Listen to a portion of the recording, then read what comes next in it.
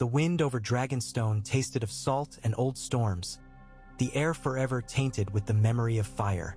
Jon stood on the ramparts before dawn, the world the color of steel, the sea arguing with the island's black teeth.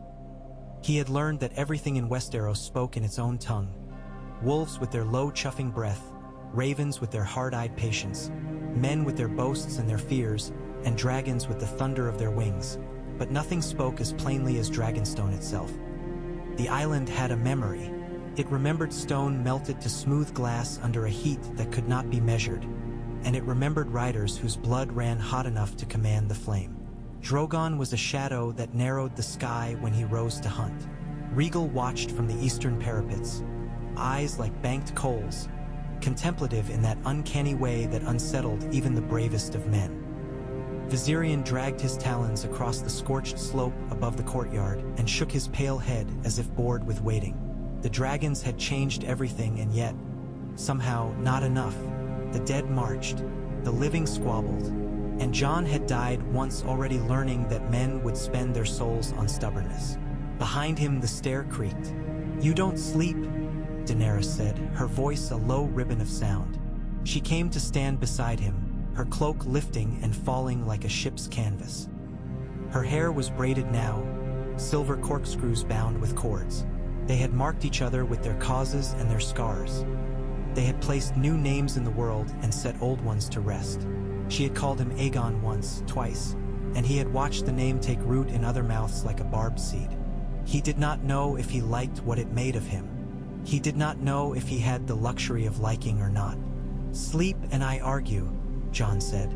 "With ghosts, they're worse than lords." She laughed in her throat. "Then stay awake. There's a council after breakfast. Tyrion says it will be short." She lifted her eyebrows.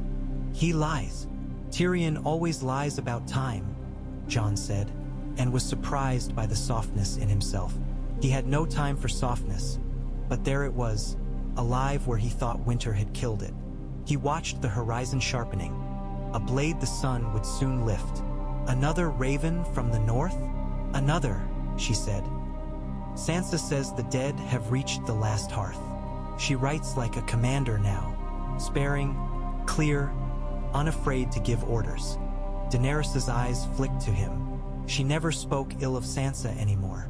She had stopped speaking ill of many things since the dragon fire had finally taken King's Landing's smoke out of her mind. Euron's ships cling to the capital like barnacles. Cersei lets him strut. She is gathering grain in the Crownlands. She thinks winter is a wall she can hide behind. "She'll find it's a tide," Jon said. "Walls drown." He blew into his hands and listened to the sea.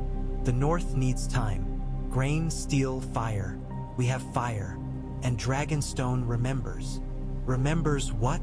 Daenerys asked, though he thought she knew. "Riders," he said, and turned toward the yard where Rhaegal stirred as if called. "3 dragons. 2 riders aren't enough." Her eyes narrowed. "Tyrion's theories turn to seed in your head." "I've read the studies he found," Jon said. "The Vale boy, Sweet Robin, sleeps with a toy dragon carved out of driftwood. Gendry jokes he'll ride one if he can fit it with a sail.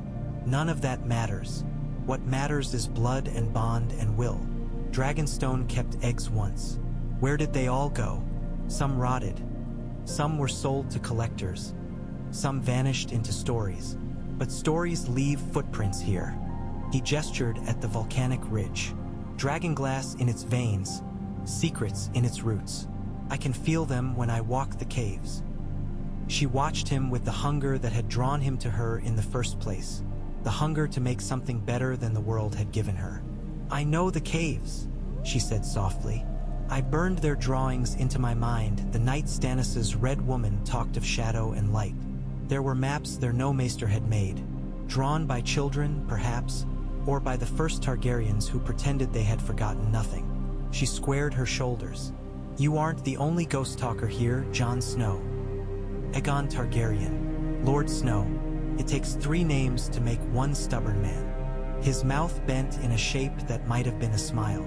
"Come with me, then." They went down the narrow stairs and then lower still, through corridors whose stone had been licked smooth long centuries back by fires that would have turned any other castle into a pond of glass.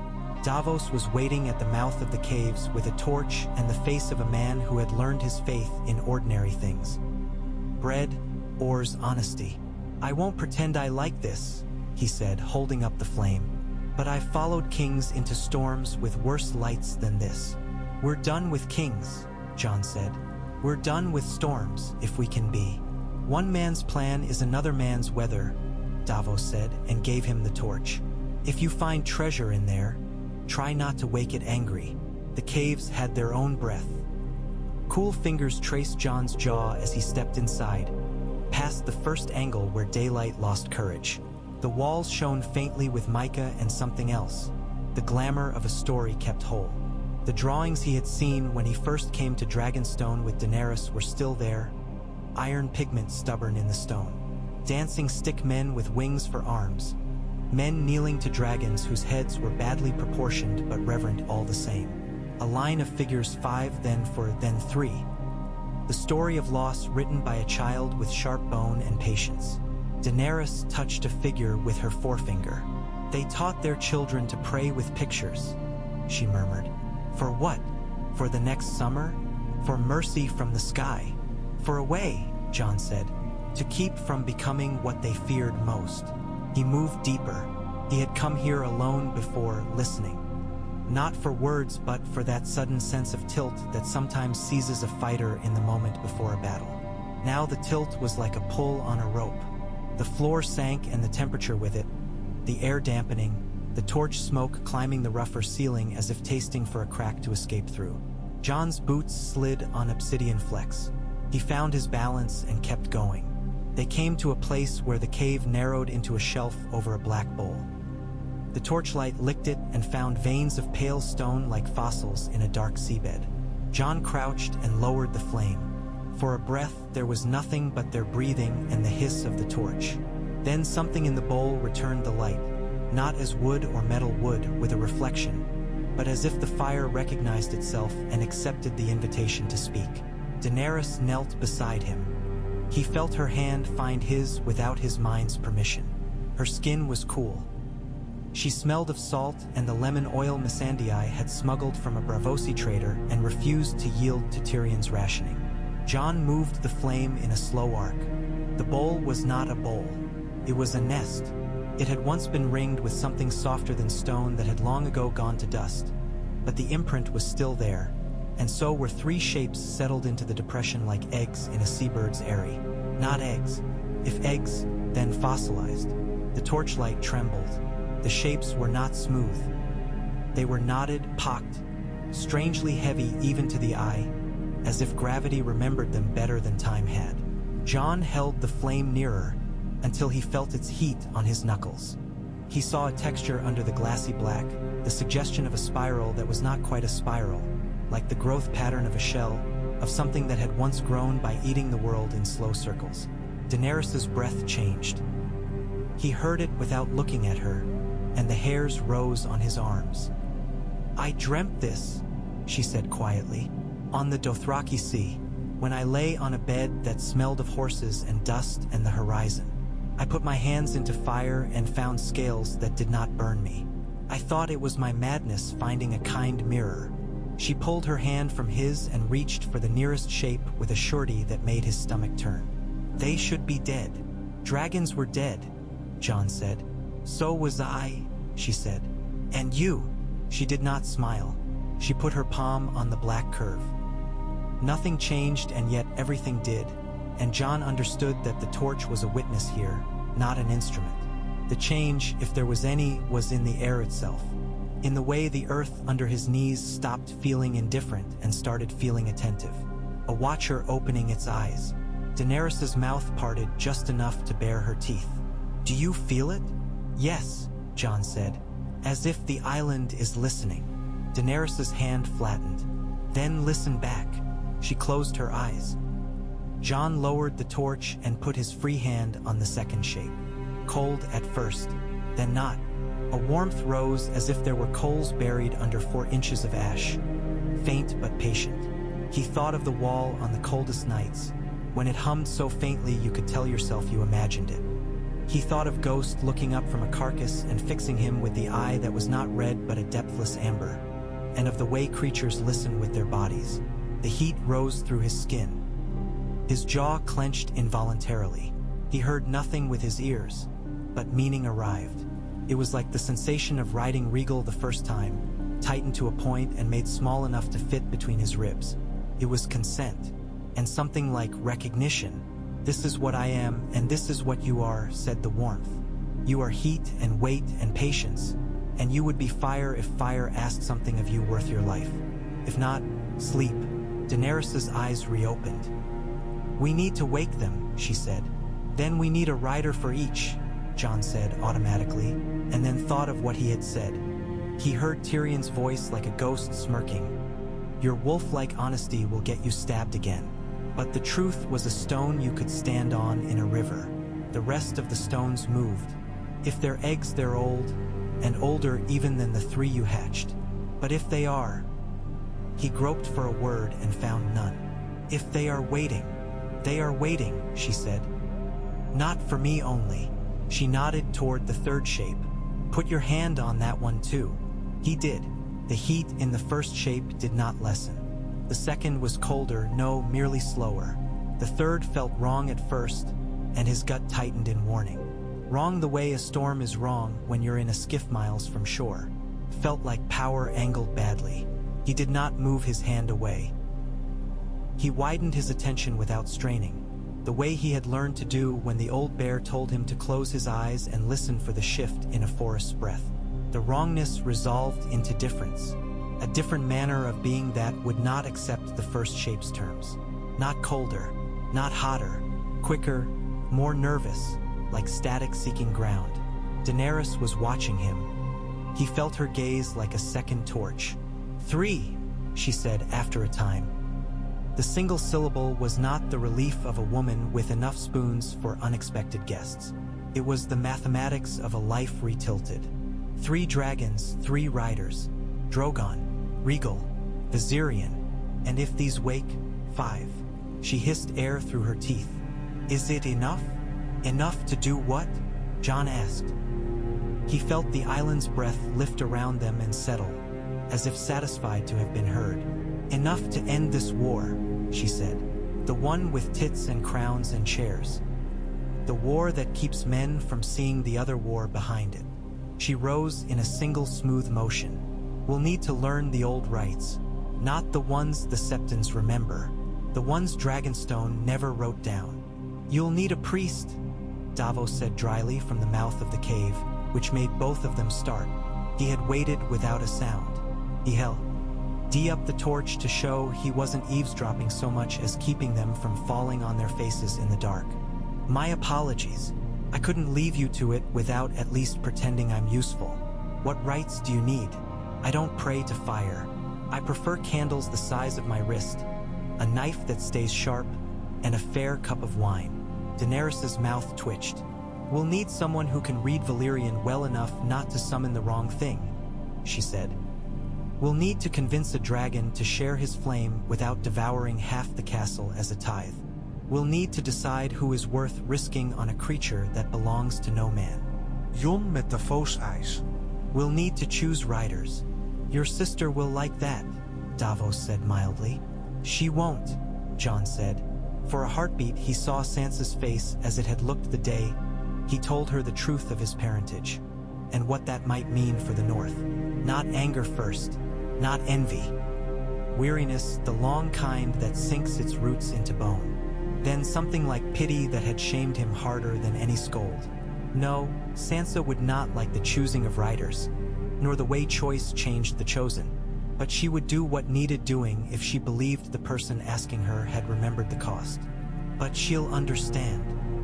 When they came back up the stairs, Tyrion was already in the council chamber, cutting bread into squares and arranging them on a plate as if the smallest rituals could keep the larger ones from spinning out. He raised his brows at their faces and did not ask his question. "We have news from the Reach," he said instead. "Randall Tarley is dead." Samwell's brother holds Horn Hill with a puzzled air. As if inheritance is a cloak someone has put around his shoulders, while he was distracted. Bronn sells his sword to nobody and everybody. Queen Cersei calls our queen a foreign invader and a heartless butcher in the same sentence. Euron splits his fleet into pairs that nip at supply lines like dogs. The crown owes the Iron Bank so much gold that the bank has begun writing letters with a smell of smoke to them and lavender to us. If the bank could put money on both sides of a fire without scorching its fingers, it would. No one's hands are clean that count that gold, Missandei said, pouring watered wine. My queen, I have the letters for your seal. Lord Glover has finally arrived at White Harbor with men. Your northern lady writes with steel. My northern lady is my sister, Jon said, too quick. Then he tasted the title in his mouth and left it uncorrected. Missandei had learned the manners of free cities and of slavery. She knew which words could be swords. Daenerys did not look offended. She looked tired. Nothing of hers had come easy to her, not even her own name. We go north, Jon said, but not the way we planned. We'll go by air. You intend to terrify every shepherd from here to Moat Cailin, Tyrion said.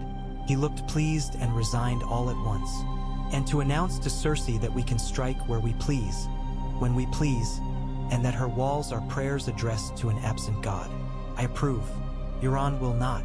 The Ironborn hate the sky. There's nowhere to lash a mast on it. We won't go as raiders, Jon said. We'll go as riders. Pick our fields. Carry what the North needs. Dragonglass light heat. We will wake the eggs. Tyrion's eyes went from the plate to their faces. The first calculation there was quick and unlovely. How the small folk would hear the word eggs. How the courts would hear it. How rumor would cook it in a pot with fear. Then the second calculation arrived, the one that made his hands quieter. If you can, he said. If they are eggs. If you can wake them. If we can find riders. I know every if is obnoxious. I enjoy being obnoxious less than you think. I know how to be patient and how not to be, Daenerys said, taking her seat. This calls for both. She folded her hands. We'll prepare the rites. We'll keep King's Landing watching the wrong horizon. We'll train what riders we have. Drogon and I can light a forge in the snow. Rhaegal prefers you, Jon. He'll carry you there and back in 2 days if the winds are kind. Viserion. Davos said. Viserion is the one you look at and think. That will eat me just to see if I taste like what I seem. Viserion responds to certainty, Missandei murmured. She had the softest voice, and sometimes what she said slid through a room like a knife that did not draw attention to itself until it was too late. When I speak to him, he looks through me to see if I'm lying. If I am even a little for courtesy or comfort, he scorns me. If I am not, he listens, and then decides for himself as if the listening was only a politeness he was capable of. We need a rider who has no room for lies, Daenerys said. Her eyes touched Jon and drifted away before the heat there could be misread. I prefer soldiers who can shape a lie into strategy. But for a dragon like that, it might be a danger. Ser Jorah is gone, Tyrion said. The grief there was brief and real. Grey Worm cannot leave your side long enough. Missandei is needed more on the ground than in the sky. That leaves very few candidates who can look a golden dragon in the eye and not blink. Davos cleared his throat. Gendry can look a hammer in the eye. That's a start. That boy will get cooked the first time he tries to talk sense to a beast, Tyrion said with fond contempt. He swings blunt truths because he has not learned the knife kind yet. Not a flaw in a man. In a rider. I know someone who can make certainty into flesh, Jon said softly. A white shape moved at the corner of his mind's eye. Ghost in winter grass, silent as the memory of a promise. He thought of a girl leaping from stone to stone in the godswood, lightly as if the world had put its skin there for her pleasure. He thought of a face that had learned how to be no one and then had remembered how to be someone. But she will not thank me for thinking it. Ear. Yeah, Daenerys said. It was not a question. If she consents, the dragon will. I am inclined to ask creatures directly. She went south once, Jon said. One journey does not mean she will take another. She likes roads that do not tell her where they end. Then perhaps give her a road that moves under her instead of the other way around, Tyrion said softly. It is a rare thing to offer a woman a choice that does not smell like a trap. They sent ravens. They sent riders on the narrow causeway when the tides allowed, to find ships that could carry messages quicker than quills on feathers. The days between the decision and the consequence were a stone a man could break his teeth on. Jon trained with Regal in the mornings, his thighs bruised, his palms blistered in new shapes, his mind opening into the wind whether he invited it to or not. Daenerys flew larger and farther than he did, her silhouette a law against the sun. Viserion circled when they trained and did not come near. He was waiting for something, the way storms wait beyond the western horizon when the day is rosy and the fishermen lie to themselves about what the sky can do. At night, Jon dreamed of the wall humming and of fire in snow. Once he dreamed of Bran standing in snow to his knees, eyes white not with cold but with the absence of the green he had once loved. Arya came in the dream and touched Bran's shoulder and the white melted, and Jon woke with his heart hammering and Ghost not in the room but as present as breath. He had little use for prophecies he had not paid for with skin, but he had learned not to mock the shapes that came in sleep. They were another way the world spoke. Arya came with the second gull storm of the season, her hair braided back with needles of bone, her face stripped of its last girl shadow. She did not bow to Daenerys.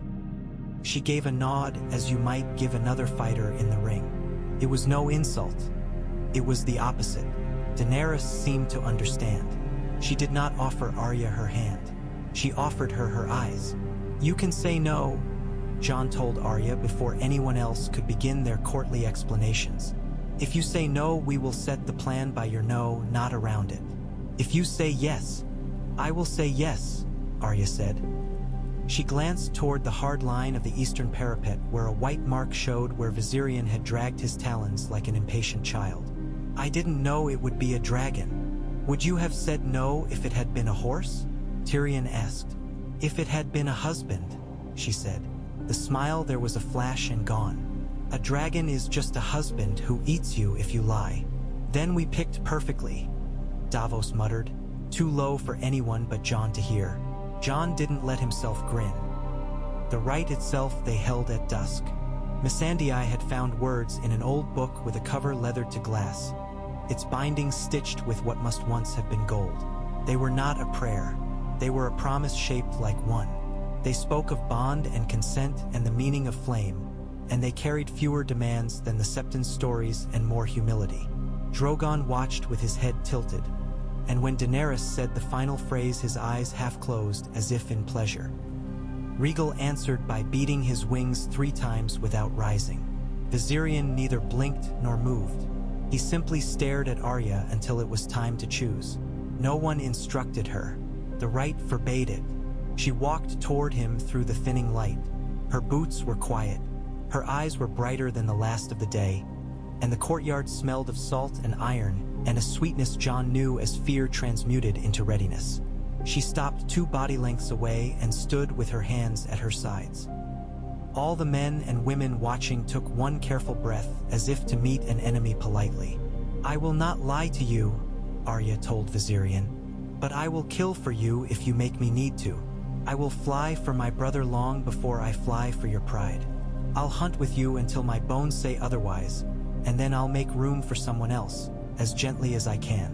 If you bite me, I'll bite you back. That's how packs work. If you bite me enough, I'll stop coming. Her voice did not carry, but it cut cleanly, its edges sure. I am Arya of Winterfell. I can leave whenever I wish. You can too. Viserion's pupils widened so sharply Jon felt the change in his own mouth. He lowered his head until his breath washed over Arya like the air from a forge bellows. She did not blink. Time behaved oddly for a few heartbeats. Then the dragon snorted, a white plume that caught last light like frost, and lowered his neck. Arya did not look back at Jon. She put her hand on the ridge of scales and vaulted with the confidence of a woman who has ridden no horses at all but has climbed enough walls to make a horse unnecessary. Viserion's back was a landscape of tough geography. She lay along it as if the world had bent correctly under her at last. Drogon threw flame into the sky. Regal answered with a roar that turned birds to shadows torn to ribbons. Viserion took 3 steps that shook the square, spread his wings, and leapt. The rush of air flung Arya's braid straight out. Her body bowed with the force of it. Then she and the dragon were a single line moving into blue. They flew as 3 that night and learned the sky together. Even from the ground, the sight was an answer to a question men had forgotten they had asked. They were not raiders or angels or monsters. They were possibility given flesh and scale. The small folk came out from their cook fires and saw shapes glide through the last ember of day and cried in fear and in something that might have been relief. The wind carried both down to the black beaches. The sea received them. Plans changed with the speed of weather when the first evidence arrived that their flying had rewritten the map. Euron's raiders were used to making small fast strikes on night shores. It had always been an unanswerable craft until it met something. Quicker than a sail. They found their answer off Crackclaw Point. Euron's 3rd cousin, a brute with a name like a cough and 30 men good at murder, brought torches and hooks ashore to a fishing village that had learned nimbly how to carry what mattered into the marsh. He smelled smoke and fear and felt the old bloodjoy rise. Then the boy on watch pointed upward and the brute laughed until the air ripped itself into meaning. Viserion descended without flame, because Arya had no taste for burning men who hadn't burned her first. The brute looked up and saw gold and white and thought the gods had grown bored and bent to look.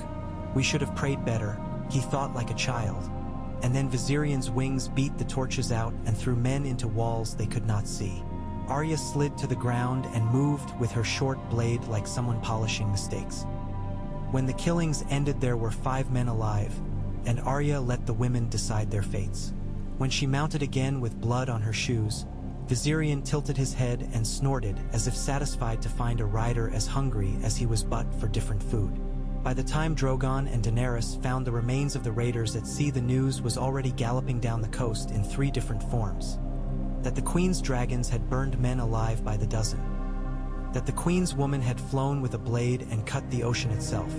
That the pirates had laid their torches down and asked forgiveness and been given it. The truth held all 3 in unsteady balance. Tyrion sent couriers with the true and the more digestible true. He understood that men needed variety even in facts. They flew north with light harness lashed to dragon necks, filled with packets of dragonglass arrowheads and knife blanks. Jon and Regal learned how to skim a ridge and drop to a clearing as if the world itself had swung like a gate. He learned how to throw a wrapped bundle into a circle of waiting hands. He met Tormund at Deepwood Motte in a ringing gust that blew 4 tents down and laughed until he cried for the boy he had been who believed winter made men less complicated.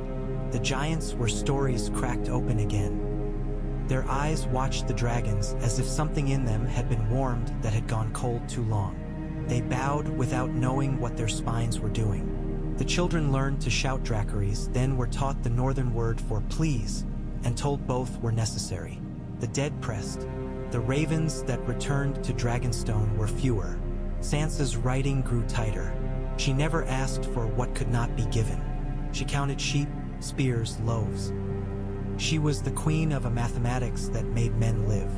Jon sent back what he could in harnesses and in council, and finally flew there himself with Daenerys 3 days before the dead would arrive at Winterfell's walls.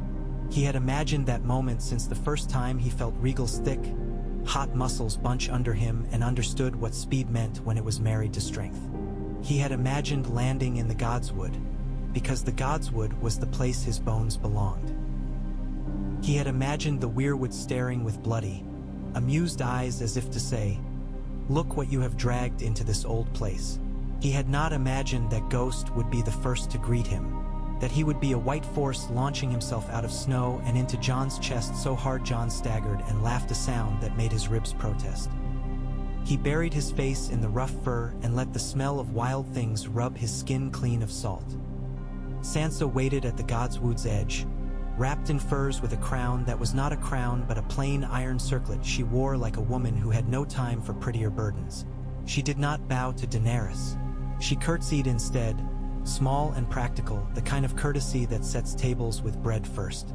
The look she gave her brother was not warm. Warmth would have melted her stillness, and she needed it. But she reached out her hand and touched his wrist, the way she had when they were children, and she could not bear to be seen begging for comfort and would take it in that disguised form. "Welcome home," she said to Jon. To Daenerys she added, "Welcome north. We come to serve the north," Daenerys said. She had practiced that sentence with Tyrion until it tasted like truth when it left her mouth. It had to be truth. She could not afford to be the thing the North named her. She was too tired of the names other people chose. Sansa inclined her head. "Then we'll give you ground firm enough to do it." They made the preparations men always make for sieges that are also funerals. The smiths did not sleep. The women stripped linen into bandages and listened to the way wind touched the roofs. The old men told stories with their eyes on the door. The children learned to pour pitch and when not to panic. Arya slept 2 hours out of 20 and woke with a knife already in her hand. She spoke with Bran and returned from those conversations thinner and more certain. Jon did not ask what she saw. He did not ask Bran either. He had learned how to treat his brother with the reverence due an oracle without becoming the sort of coward who refuses to look directly at a wound. When the dead came, they did not announce themselves with a roar. They came like weather, inexorable, thin as frost and then thick, and the world acquired a listening quality as if the snow itself had leaned toward hearing. The first ranks stumbled and shuffled. The ones behind them moved with an outrage that was almost elegant. The others were scattered like shards of a broken mirror across the field, reflecting nothing. Every breath men took made ghosts in the air. Jon felt the temperature shift in layers, cold stacked on cold, and thought of the cave under Dragonstone and the warmth rising through his palm. He looked at Daenerys and saw that she was not looking at the battlefield. She was looking at him. He nodded. She nodded back. Right. Gal rose. Drogon rose. Viserion came after with a sound like glass imprisoning a scream. Their shadows skated over the snow and made men duck who did not mean to. The first gouts of flame were experimental, thrown as a boy throws stones to see where they skip. Then they burned in earnest. The dead burned. Some would not catch properly and had to be burned again until the snow itself turned brown under them. The others dodged and answered. Spears of ice sprang from their hands that flew with a whip-crack sound Jon felt in his teeth. One took a chunk out of a tower of Winterfell and snow rushed down like flour. Another grazed Rhaegal's hind leg, and for 3 heartbeats Jon's heart stopped as if the spear had pinned it to the sky. Rhaegal bellowed and kept moving, a plain of muscle and fury. On the ground the fighting bucked and pitched. The Unsullied were a wall that learned to change shape as command demanded. The northern men were a river that had learned how to be a fist without losing its water's mind. Tormund laughed with the laughter of a man offered the last drink of his life. Ghost moved where the enemy was thickest. Sansa remained in the crypts only as long as she had to and then came to the battlements to move men and supplies. She had no taste for watching heroes make noble mistakes for lack of someone to tell them where bandages were actually needed. It might have gone to ruin a dozen ways. It had gone to ruin a dozen ways in Jon's head. He had rehearsed every error he could imagine like a prayer to whatever God listened to caution. And yet it almost went to ruin a way he had not guessed, through hope. When men saw the dragons burn a swath clean, they rushed to fill the space and died among the embers. When they saw Arya ride Viserion down among a clot of whites and carve a path, they screamed her name and altered a formation to run where her glory had lit the air. They could not help themselves. Men were not made only for endurance. They were made for mirroring. Jon saw the tide turn toward folly rather than despair and did what he had learned to do when both armies were his to shepherd. He lied once and used the truth to carry it. He took Rhaegal lower than was wise and made a show of landing where the dead were thickest. He did not land. He hovered. He made himself a target, inviting in the spear that would have made Sansa queen of a heap of bones and ash. The others took the invitation. They hurled 3 shafts, each bright as betrayal, and Arya slid Viserion between them with a god's sense of timing. The ice smashed on Viserion's shoulder and shattered, the pieces tinkling like bells. Viserion screamed not in pain but in rage. Drogon hammered flame down so hard and quick the air cracked. The dead in that circle were gone, not burned so much as cancelled. The sound changed then. Took Jon a moment to understand what he was hearing. It was crying. The dead did not weep. Men did, but this was something else. The others made no sound he had ever believed a throat could shape. And now one of them, taller than the rest by half a head, ice making fine tracery where a man's hair would have lain, sang. Not in words, in a tone that made the hair on the backs of men's hands rise as if it were wind. Something enormous moved behind the song. The heart of the cold leaned forward and breathed. It came out of the snow like a lighthouse in reverse, a tower of cold that walked. It had the gait of a giant and the precision of a blade. It wore the air like a garment. Around its shoulders were draped veils of frost so fine they looked like silk. Its head was a helm of clear rime with nothing behind it but more cold. It lifted one arm, and 10 men between Jon and the thing froze to perfect, terrible statues where they stood. A child lifted his hand to his mother and became glass. The mother screamed and cracked. The Night King had been a story with too many mouths telling it. Jon had killed a version of him in a place where the rules were different. He had learned that the dead were not one king with a crown but many kings with the same season inside them. This one was old. Older than the one he had ended on a lake that was not a lake. Older than the memory trapped in a cave under a forest. Jon did not believe anymore that the world would give him easy echoes. He believed it would ask him the same question and require a different answer. "Higher!" he shouted. Though Daenerys had already pulled Drogon into a corkscrew that drew a draconic laugh out of the sky, he understood that the thing wanted him. He had put himself where he could not be misunderstood. "Higher!" Rhaegal obeyed because Rhaegal did not require permission to be brave. They lifted until Winterfell was a map inked in white and black and the dead were smoke. The air hurt. Jon felt his teeth ache with cold. The Night King turned his rime-helmed head and watched them as if they were a mistake that amused him. He lifted his arm slow as justice. Drogon screamed and dove. He threw flame that was not a wall but a cone with edges so hard they cut the air. The flame hit the Night King and spread around him like oil meeting water. The frost silk lifted and burned into lace that did not blacken but fell in shining threads. For a heartbeat Jon believed in fire the way a child believes in fathers. Then he saw the fire move over ice and leave less than he had hoped. The Night King's arm kept lifting. He did not slow. "Again," Daenerys said, and there was laughter in her voice now because laughter is as methodical as war. "Again, again, again." She and Drogon rode the necessity as if it were a horse that would kill you if you asked timidly. The fire swelled and folded, swelled and folded.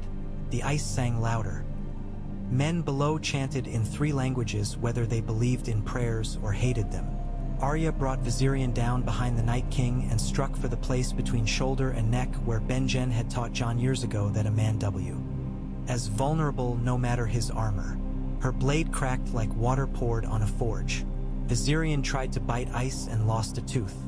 Arya yelled a word Jon did not know in a language she had learned across a sea. "Bran," Sansa said softly on the battlements. She was not addressing anyone whose skin was ordinary.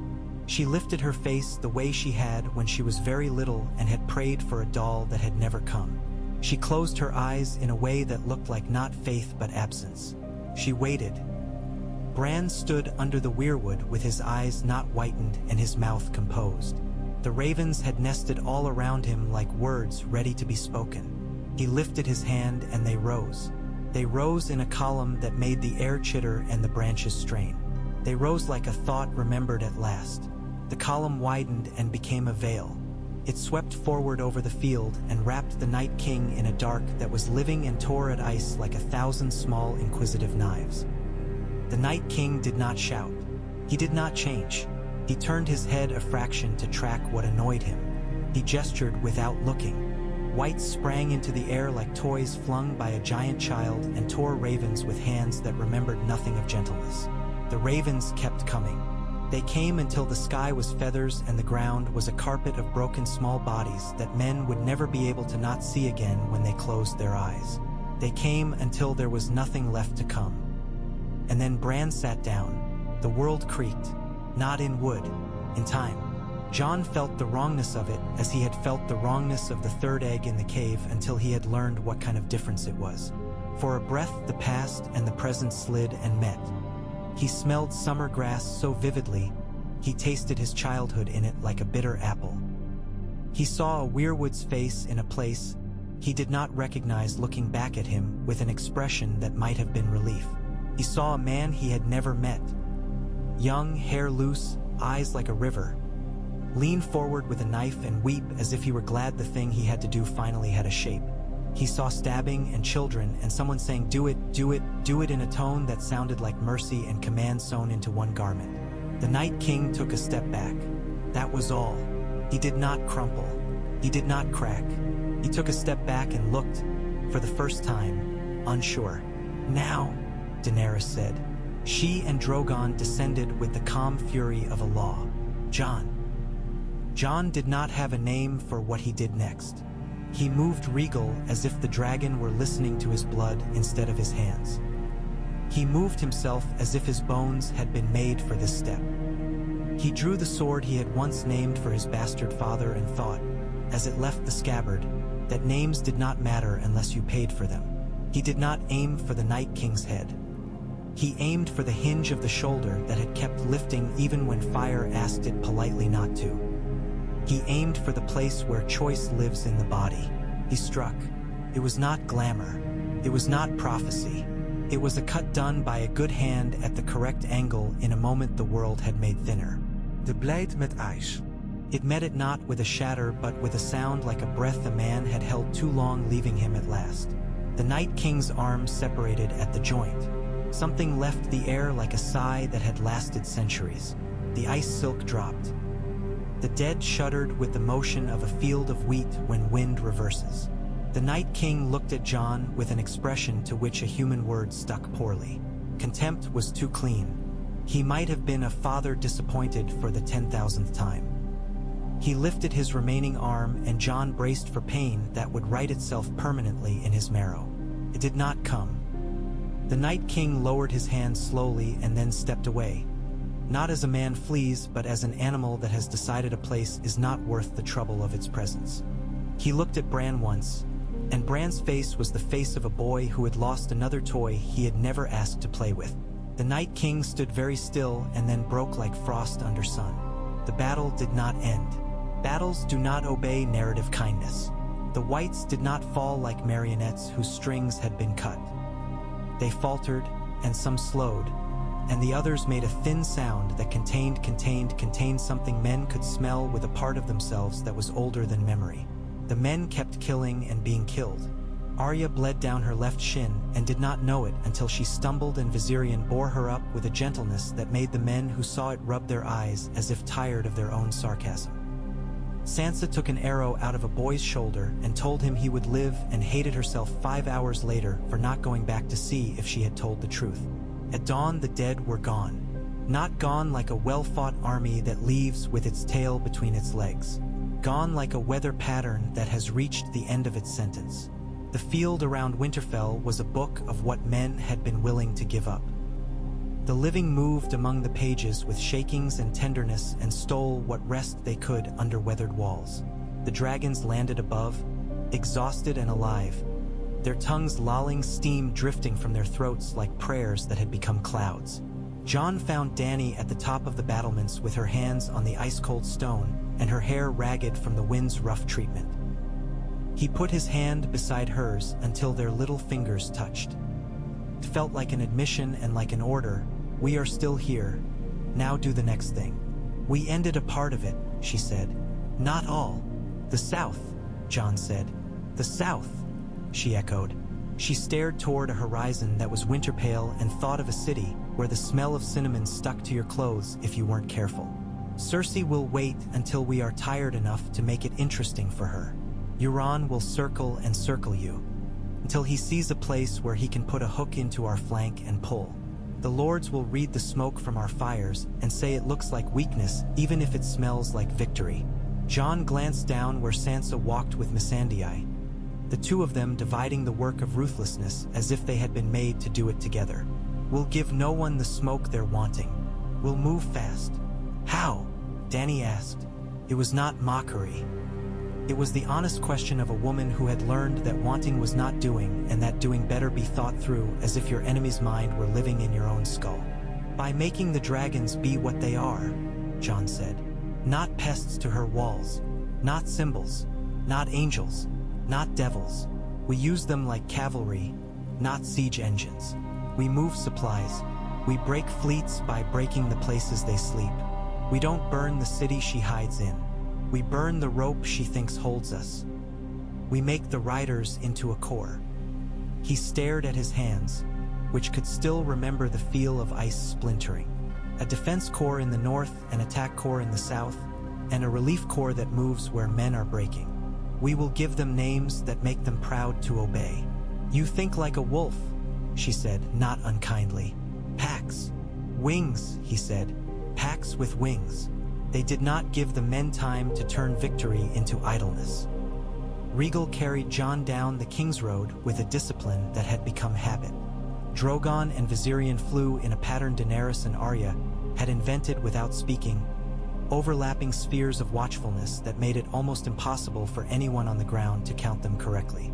The lords who thought they understood warfare lifted their heads from their ledgers and felt the shape of their knowledge change.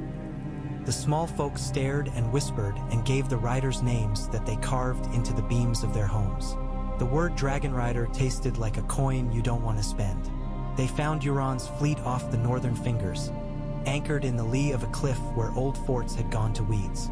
Tyrion had put that possibility on a map he never showed to anyone whose jaw he didn't trust. He had written tiny notes to himself in a cipher that used wine stains as vowels.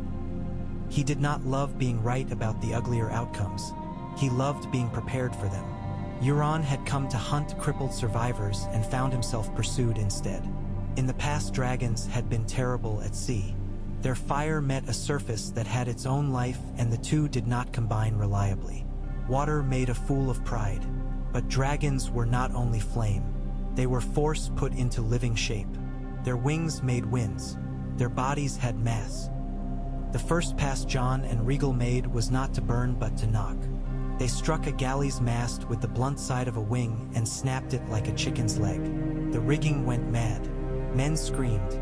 Drogon burned the bow of the next ship, not to sink it but to make it blind. He burned the eyes the Ironborn had painted on wood so they could lie to themselves about fate. Viserion howled and lifted two boats with air alone, made by the pressure of his wing as he sailed inches above the deck. Men grabbed at ropes that led nowhere and fell neatly into the water as if executed by a fastidious god. They sank 10 ships with air and with angles before they used real fire. Then they used that too, but methodically, like bakers who know how to apportion heat. Euron's flagship turned in its place with a suddenness that would have been impressive if cowardice could impress. He had a look in his eyes like a boy who has at last met an older boy who refuses to play his favorite game by his rules. He laughed because the alternative would have been remembering he had a soul. He clapped his hands and ordered a horn blown that had once belonged to a king whose bones had been ground to grit. The sound rolled out across the water, and for a moment the dragons shivered, not in fear but in fury at being addressed rudely. Drogon answered by dropping out of the sky with a velocity that made the air bark. Daenerys did not call Dracarys. She let the dragon decide that a command would be an insult. Drogon's fire took the horn at the moment a second note tried to be born. The horn burst like a fruit overripe. Men clapped hands to their ears and found them full of blood. Euron staggered and let go of the rail and would have gone over if one of his men had not caught him with a reflex that would later shame him into drinking. Viserion plucked the man off the deck delicately and dropped him into a skiff as if to say, "Now you have to live with the consequences of your kindness." The sea burned in bright pieces. The smell of pitch and flesh marched the wind like an army. Jon hated that he could tell the difference. He directed Regal to strike. Not men, not now, not unless necessary, although necessary is a word that is easy when you're not cold and wet, but rope. He tore anchors from their beds. He made sails into shapes that sabotaged themselves. He turned Euron's genius for making suffering into aesthetics against him by making something ugly, chaos without meaning. The Ironborn were good at surviving chaos. They were less good at surviving it when they could not tell themselves it was chosen. When the burning and breaking stopped, the sea was dotted with islands of wreckage and with men clinging to them who had learned how small the world was when it offered you only a plank. Jon landed on a headland where he could look down on the ruin and not be obliged to smell it. He watched a while without speaking, because he knew better than to be quick with words after a killing. He had learned to let the quiet do its work and keep fools from filling it with lies. "Mercy?" Arya asked. She sat relaxed on Viserion's neck as if the dragon were a bench and not an opinionated beast. Viserion watched the writhing shapes below with the calm of a cat avoiding pawns. "Some," Jon said. "Enough to shape teach. A story that reaches King's Landing. Not enough to let this fleet turn into a rumor of invincibility because we were soft." Daenerys nodded. "Pick the boats clean of men with names the world needs. Leave Euron. Leave him loudly." Tyrion made a face. "If we leave him, he returns more poisonous. If we kill him now, he dies with the shape of a martyr in the mouths of his men," Daenerys said. "Better to make him small. Let him limp back and be mocked. Let him be a living letter that says we can hurt you without trying. Pride rots faster in the sun than meat does." They sent small boats to pluck men out of the water who had skills the world needed. Carpenters, surgeons, navigators willing to change flags.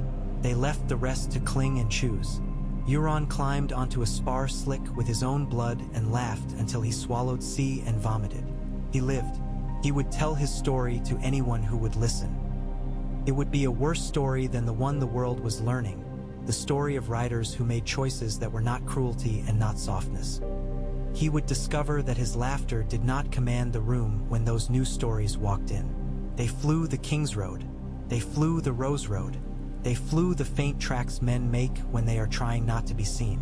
They broke small armies not by butchery but by rendering their plans irrelevant.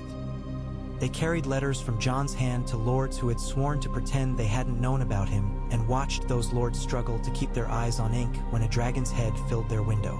They gave grain. They took oaths. Arya landed outside a sept once, without asking anyone's permission, and spoke to a woman who had lost 5 sons to 3 wars. She sat on the steps and put her head on Arya's knee and whispered that she had thought the world had become a place built for other people. Arya said, "Not while I'm alive." Viserion lowered his head and made a sound so small no one with a book of dragon lore would have recognized it. They reached King's Landing with the dawn behind them, not in front. The city looked back like a tired dog that knows the way's hands can be cruel. Dany did not look at the Red Keep first, though it called to her like the ache of teeth in winter. She looked at the harbor. She looked at the warehouses where men still slept with knives under pillows. She looked at the places where the city hid its poor and found that the city hid them badly. She landed Drogon beyond the mud gate and stepped down like a queen who did not require trumpets to feel the ground see her. Cersei watched from the balcony where she had once watched a city burn and felt a heat inside as if her own blood had turned to lamp oil and someone had set a match to her veins. She had spent months letting fear ferment into rage. She had told herself the wrong truths, that the North was a place of dogs, that snow made men stupid, that dragons were a toy the gods had given a girl to see what she would break with them. Now she saw patterns where she had decided flame would be. "We will make them cut each other to pieces because kindness is not a strategy." "My lady," he said, which meant, "That is what you would do to yourself. We will do what keeps us breathing by evening. The dragons will not burn the city. That is clear. They have chosen another play." He could not keep admiration out of his voice. He admired art when he found it tucked where men were careless. Cersei stopped walking. She turned her head like a predator in a story told to make children wake sweating. "Then we burn the dragons outside the city," she said. "We shoot them out of the sky. We make the streets slick with their blood. We force the girl to kill me the way she wants to so badly she bleeds when she thinks of it. We force the wolf boy to choose between his stomach and his crown." "We can try," Qyburn said. He did not say it would fail. He did not say it would succeed. He had learned that truth told wrongly destroyed trust. We have scorpions enough to turn the walls into a field of thorns. We have archers with hands that can be paid to stop shaking. We have wildfire that does not care for your decisions any more than it cares for wind. Good, Cersei said. I need something that listens only to me. They set their scorpions. They laid their traps. They hired men who were good at letting their faces forget what they were feeling. They waited for the dragons to make the mistake that dragons make, to believe themselves the rules they refused. The dragons did not oblige. They did what Jon had said they would. They acted like cavalry. They acted like men who had grown dangerous specifically in the ways their enemies had not prepared for. They did not approach above the walls. They came along the river, a line of shadows interleaved with the sun on water. They did not burn the scorpions. They burned the carts that carried their bolts at the moment they were brought out. They did not kill the men holding the ropes. They hurled wind at their feet and made them fall backward into mud. They did not attack the Red Keep at all. They did not even look. They landed in the fishmonger's square and gave grain out with their own hands and said to the women with hip bones like axes, "What do you need now, not tomorrow?" The city shifted, not all at once. A city never shifts that way unless a mountain chooses to sit down on it. It shifted like an animal remembering its name. The people who had learned to listen for cruelty like a storm began to hear the shape of a different weather. Dany sent Ravella, a woman who could talk a crowd down out of a tree with humor, to distract a corner that might have turned into a riot. Arya stood between a moneylender and a boy with an apple and made both step back just by looking at them, as if she had already killed them both in her head and had decided to be kind. Jon flew to the September of Baelor's steps and set Rhaegal's belly down on the very spot where a king had once ordered a girl broken. He sat in the saddle and said nothing at all. The crowd saw him and the memory in the stone and made what it needed of it. Cersei struck because she could not nod. A door in the city belly opened that men had forgotten existed. A siege engine slid from it like a worm from rotten fruit. It was a scorpion with a name Qyburn had stolen from a dead language. Its bolt was tipped with something that looked like ice and wasn't. The men pulling it were boys she had taken from mothers by telling them their sons' names would be remembered if they died for her. The weapon creaked toward the square where Drogon lay like a king too lazy to move for lesser men, and where Daenerys gave a cup of watered wine to a woman old enough to be her grandmother and addressed her as if she were a queen too. Jon saw the shadow move that didn't belong to the day. Arya saw the way the crowd's breathing changed. Tyrion saw the angle of the wheels and put his hand on a rope that had nothing to do with the weapon but was attached to a bell whose ringing would send people toward streets less likely to become blood funerals. Arya did not reach for a knife. She squeezed her legs and Viserion was in the air with a gust that lifted skirts and caps and care and threw them all about.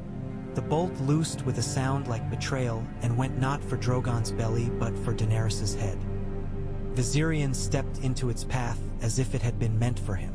The bolt hit him in the jaw where his lost tooth had left a gap. It tore through flesh that had learned to be armor and kept going. Arya's head snapped back with the force of it as if the air had punched her. Viserion screamed, but it was not a scream that announced death. It was a scream that announced offense. He shook his head like a dog irritated by a bee. Blood went everywhere. The crowd, which had just learned how to turn fear into looking, kept looking. Drogon lifted his head very slowly, a mountain waking. Daenerys did not flinch. Jon thought later that if she had flinched, everything would have gone to ashes by nightfall. Rhaegal moved without being asked, because the Dragon Corps was no longer separate beasts whose riders hoped to harmonize them. It was a pack. He hit the scorpion with the side of his head and sent it skidding sideways into a fish stall. The ice-tipped bolts spilled and hit cobbles and did not break but did not make the world stop either. Drogon burned them neatly, with a flame that knew it was a scalpel today and not a torch. Arya took Viserion up and out of the square and landed on a roof where no one could talk to her until her hands stopped shaking. She leaned her forehead against Viserion's and whispered a string of curses and promises that were to a dragon what a prayer is to a god. Viserion bled onto the tiles and stamped one scaly foot and made a sound like a man trying not to cry. Cersei watched the failure with a stillness that made Qyburn consider very carefully what the door behind him would feel like if he had to put it between himself and a woman he had believed he understood. She said nothing. She turned and walked to the room where the map was, and she put her foot on the painted lion with a deliberateness that was not accident. She stood with her heel grinding for a long time. Then she went to the balcony again. The dragons were there like memories other people had and she did not, and she felt a rage so pure and so bright she could taste metal. She made herself taste it and not spit it out. She had learned to swallow poison and live. She would do it again. She sent a message that read like capitulation and was not. It was a note to a boy she had ruined who still loved her against his own mother's prayers. He had a few thousand men with the kind of discipline one learns by having it beaten into one's back. She told him to come with flowers and then bring knives from under the flowers. He came. He brought knives. He met a dragon instead of a woman with a crown. They could have burned him and his men. They did not. They did something worse that felt better. They rendered him irrelevant. They separated his supply lines from his purpose. They turned his men's loyalties sideways by showing them their wives receiving grain with dignity instead of an overseer's lash with pride. They put Tyrion in a square with a table and had him sit and show their accounts like a moneylender who is proud because his books can bear other eyes. The boy listened to the numbers and forgot to be a wolf long enough to notice that men in the crowd were laughing and not at him. He went back to Cersei with a speech that would have pleased a Septon and was almost enough to keep him breathing. Almost. In the end, it did not end in a blaze. It ended in a soundless morning where Cersei walked through a city that had decided it had other business. She went to the great doors of the Red Keep and found them open. Not flung open by conquerors. Standing open the way a house leaves its door when it expects guests who will not take the silver. She climbed the steps and entered a throne room that looked smaller than it had in her nightmares. Daenerys stood at the foot of the dais, not at its top. Jon stood beside her. Arya was not in the room. Tyrion was. So was Sansa, which surprised Cersei for a heartbeat and then did not. Of course the girl would come to watch and to learn what metal felt like under a boot. The Dragonriders stood like a line of ideas given skin. "Shall I bend?" Cersei asked.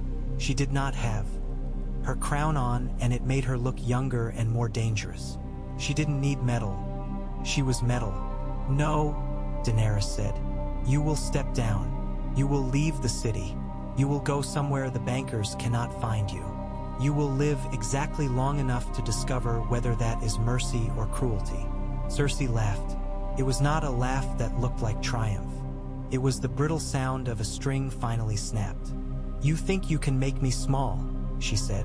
"We don't need to," Sansa said. "You did that for us." Cersei's eyes flicked. She looked at Jon as if he were a problem of arithmetic that irritated her. She looked at Tyrion like a man looks at the cut that never stops bleeding. She did not look at Daenerys again.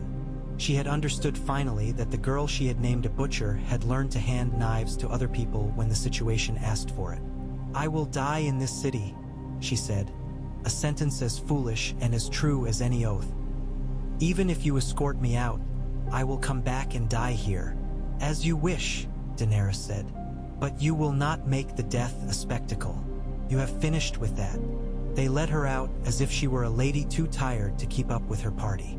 The city watched with the careful attention of a crowd that had learned how to survive by pretending not to see cruelty and now was learning to survive by seeing everything. She did not spit or curse or call for her father or her brother or any of the men who had told her she was special when she had needed it and then had grown frightened by what their words had made. She walked with dignity and went south with 3 guards who did not speak and did not flatter. She might have been content for a day with the shape of that ending. Then the sea smelled like salt, as seas do, and she realized she had chosen a word that had never been offered to her. Enough. She could not bear it. She turned toward what she had called home with the single-mindedness of a child denied a toy. She never reached it. The road is long if the world has decided you are no longer interesting. They did not put Daenerys on the throne that day. They put no one on it. They left it empty while they did the work that thrones lie about. They wrote laws. They rewrote others. They set the Dragon Corps as a service, not a spectacle. Riders pledged in a room with a low ceiling where a dragon could not fit so that men would understand the fire at their backs would not be coming through a door to make their decision easier. They made the Corps 3 wings, as Jon had said in Winterfell: defense, attack, relief. The words sounded simple. The work was not. Rhaegal carried Jon along the Mander when the river broke its banks and the flood threatened to take a village that had already lost a third of its men to winter fevers. He dropped rope and hauled children into that peculiar emptiness behind a dragon's shoulders where a man may sit if he accepts that his life is a coin that can be flipped without drama. Drogon took Daenerys to Dorne, not to conquer but to ask how a land that had learned to be insulted without breaking had done it. Viserion bore Arya to the neck to speak with reeds who had learned how to be invisible without forgetting their names. They braided their maps with threads other rulers lost because pride makes men colorblind. They went north again when the forest started to grieve for something Jon could not name. He found Bran under a different weirwood this time and felt the way the world hummed around his brother like a machine a man has learned to use without understanding the principles by which it runs. Bran looked older though he did not. "It isn't finished," he said calmly. "It never is," Jon said. "You told me that when I was 16, and I thought it was your way of saying you were tired of chores." Bran smiled in the small way he did now when delight pulled at a corner of his mouth. "There's a thing moving under the Western Sea. Not the dead, not men. A change." He turned his head. Jon watched the muscles in his neck shift and thought of birds. "And there is a girl in Bravos who knows our faces and hates the men who like to cover other men's faces with coins. She will decide soon if she wants to learn how to make a promise that stays alive when the man who made it dies." "Is this news or mischief?" Jon asked. He was not ungrateful. He only disliked the taste of fate when it got into his bread. "Both," Bran said. "It is always both." When Jon flew back over the Bight with Rhaegal's shadow making islands out of currents, he thought of what men call endings. Kings like to declare them because pronouncing words had been taught to them as an action. Bards like to sing them because a story that never closes its book is a story that never lets a man go to sleep with joy in him. Jon was not a king. He had become more than a boy who watched other men decide the shapes of his choices. He had found a way to end one war by making it small enough to fit into other work.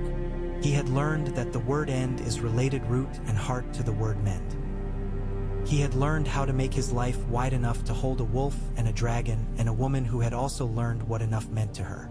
He landed on Dragonstone one evening with the wind making the stair flags chatter. Dany was there with ash on her cheekbone where she had leaned into a forge as a boy showed her how to temper a blade because she had asked him to teach her something that was his and not hers. Arya was above them on the parapet, looking at the horizon the way a sailor looks at the line his boat makes behind him. The dragons were restless in a way that felt like health.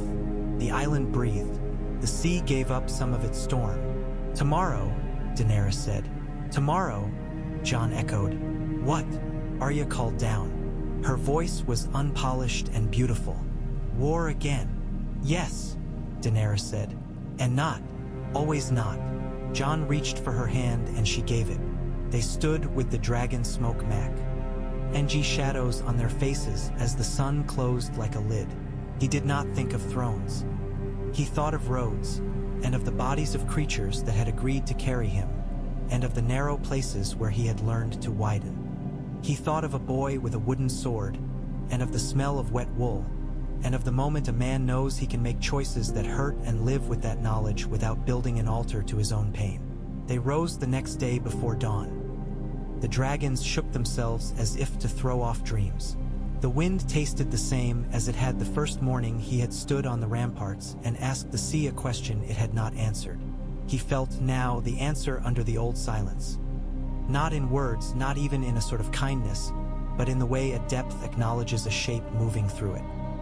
They flew east first because a storm was building over Shipbreaker Bay, and men would need to be shown a way to secure their boats that did not end in whaling. They would fly south again and west and north because maps are only a servant when there is a rider to tell them how to behave. They would end 10 small wars and start 3 smaller ones and decide when to let a fight run its course like a fever and when to lay a cool hand on a brow. They would make mistakes and stand where those mistakes had fallen until the right words rose like heat from the earth and made their throats speak. Men called them Dragonriders and made songs and swore they had loved them since before they were born. The truth was simpler and more complicated.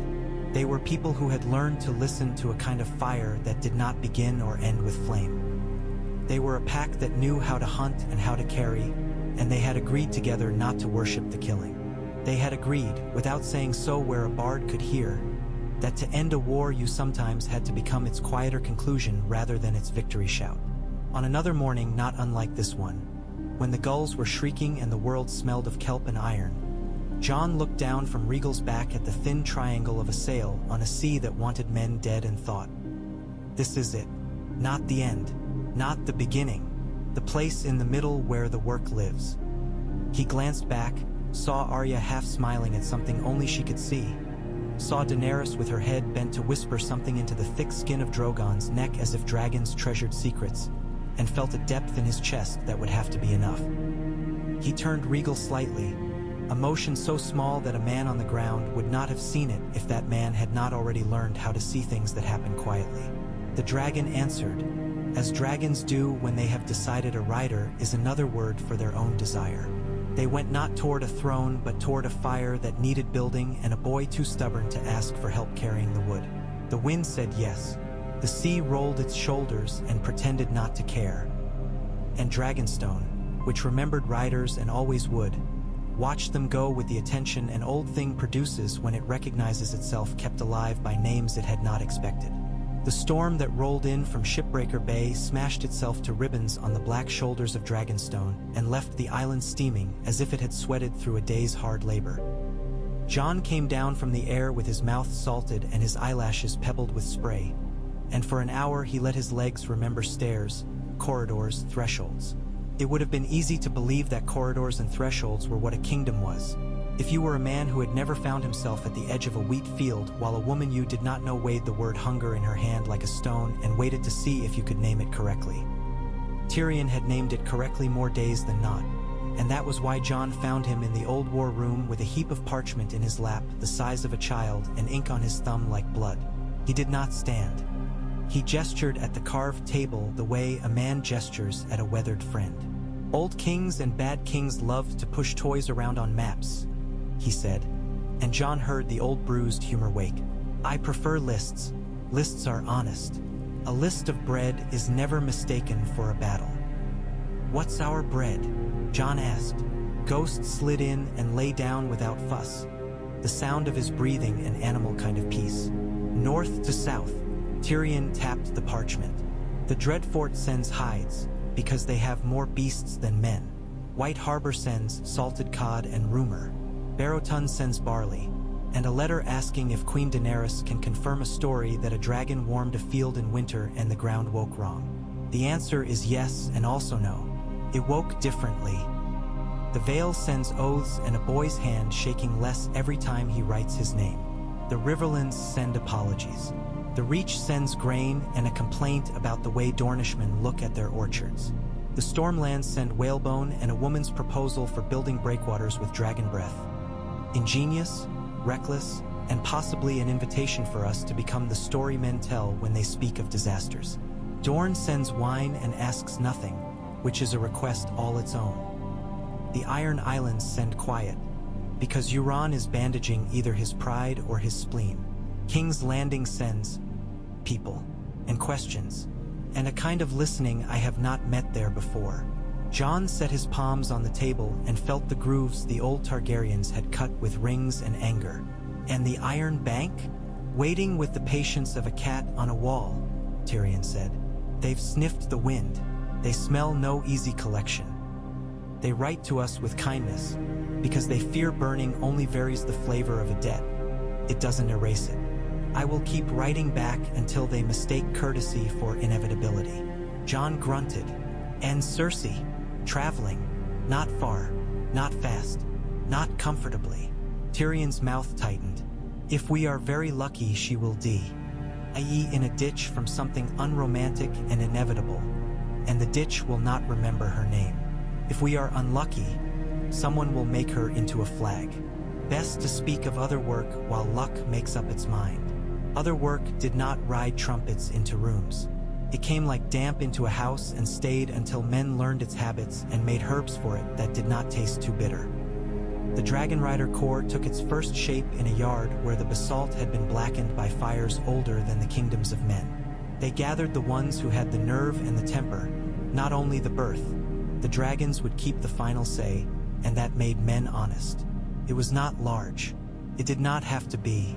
Daenerys said it often enough that even the slowest among them learned to stop dreaming banners and start dreaming lines of supply. They made drills not for the dragons. Dragons laughed at drills, but for the men around them.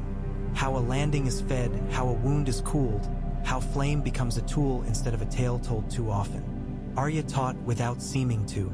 She showed a rider how to count breaths with a knee pressed into scale.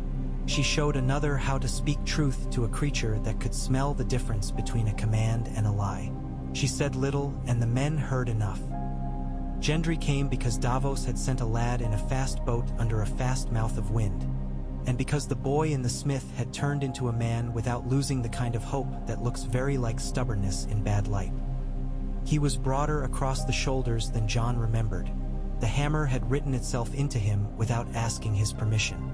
Viserion tested him as a master tests an apprentice by placing a hot blade in an unready hand to see whether the touch will blister or teach. Gendry placed his palm flat and said, "I won't pretend I'm not scared." And Viserion lowered his head and let the breath wash him with heat in a way that made the hair on his forearms lie down obediently. "Not you," Arya said afterward on a parapet where the wind hit like a wall and then gentled. Her mouth quirked. "He won't bite you for telling the truth. He bites men who tell the wrong truth on purpose." Gendry looked at her hands before he looked at her face. It was not mock modesty. It was a man remembering what survived his forge. "If he bites me, I'll tell him he was right to. If he keeps biting me, I'll stop coming near his mouth." "Good," Arya said. She leaned against the crenellation and watched the white confusion of gulls lift and settle. Good. Elsewhere the world was remembering it had choices beyond the ones Cersei had taught it. In Old Town the Archmesters argued in voices so decorous the insults required translation. Because when men discover their certainties are only the comfortable parts of the map they've stared at too long, they prefer to defend their ink. Samwell Tarly, who had not asked to be brave but had become so with the ordinary grind of days, sent a copy of a treatise that would have gotten him whipped as a boy. On the controlled application of dragonflame in agriculture and flood control, with footnotes on the dangers of heat on soil structure that would have pleased a mason. He signed his name with a steadiness that reminded Jon of a boy standing on a cold wall. Blinking wind from his eyes and insisting sense was not a kind of cowardice. In the twins, a granddaughter who had not been permitted to speak at feasts took her father's place when an arrow chose his heart, and the men at table discovered that a woman who has memorized how men lie can run a crossing better than men who prefer the feel of the rope to the calculus of who dares attempt the bridge in spring. In the Vale, Sweet Robin learned to write his name without shaking and learned something else besides. That lords obeying out of fear is a habit that survives one man if you feed it. He sent oats. He sent a falcon. He sent a request for a lesson on dragons that read like a prayer to luck. Arya sent him back a drawing of Viserion's eye with a single sentence. "Don't insult him with awe, see him right." They went where fire could mend. In the Riverlands, where ice had not stolen men but winter had skinned the fields thin, Rhaegal learned how low he could throw his breath without turning a furrow into glass. The men watched their wheat pop in winter ground and said nothing at first, because seeing miracle done in front of you is a way to go stupid. Then one of them, an old man with mud married to his boots, said, "This is not for songs. This is for bread." And Jon found himself wanting to embrace him, and did not, because the old man would have bitten him for it. In Dorne, Daenerys sat in a courtyard where jasmine sulked in winter and listened to a woman with a voice like a knife cutting fruit. The woman had buried sisters and patience and understood both were seeds. "The North learned to freeze into a shape that survives," she said. "We learned to bend before winds that would split other trees. Fire is a wind if you look at it right." She showed Daenerys how to pour water onto stone to make a kind of coolness that had nothing to do with mercy. Daenerys left Dorne with a list of names not for enemies but for favors, and lists were the coin that bought peace in markets where silver made men drunk. The Iron Bank sent a man with a ring whose stone was the color of unslept nights. He had a careful smile and kinder shoes than most bankers wear. He had learned that leather can say greed too loudly. Tyrion received him in a clean room that smelled of ink and bread. He laid the books on the table the way a priest lays a body and asked the man to count with him. The man counted. He left with a sheet of numbers and a story about dragons that did not taste like terror. He returned to Braavos with both and told a council that had expected heat that wind had arrived instead. The bank adjusted its sums. It did not change its nature, but numbers under honest light are a kind o. F daylight few men expect to see inside those halls. Light changed the shape of the spiderweb. That was enough. The faith listened, because people who needed to be comforted had questions their old prayers could not hold without tearing. A high septon with hands too soft for winter went to the steps outside the great September's ruin and sat in the morning and in the evening, and men came with the habit grief has for finding anyone who will hold it. He did not bless dragons. He blessed mothers with ashes under their fingernails and boys who had killed and wanted a word that did not taste like murder. He thanked Daenerys for not setting men on fire to get their attention. He thanked Arya by name for returning a boy's stolen purse and by not telling anyone she had done it. He did not thank Jon. He looked at him once and nodded, and that was enough. Jon had learned to value enough when it arrived. Cersei moved south and the road ate her. News came like weather. A village saw her pass and sent a girl to follow, not to stab but to learn how a crown looks when it loses its head. A tavern fed her and charged double, and a week later woke to find someone had scratched a lion's face on the hearthstone with the words "not ours" underneath it. A hedge knight rode with her 3 days and left with a story that drunk men laughed at, the cruel kind of laughter that stings the teller more than the subject. She made for Casterly Rock, because men who have been cut from thrones always turn toward places they have shaped with their own grudges. She did not reach it. A rockfall took a road after a wet winter. Qyburn, who had learned to love his own mind with indecent tenderness, died in a tumble of stone. His instruments of mercy and torture crushed into a lovely, meaningless mixture. Cersei sat on the broken road and stared at the dead man as if the world had performed a trick she did not comprehend.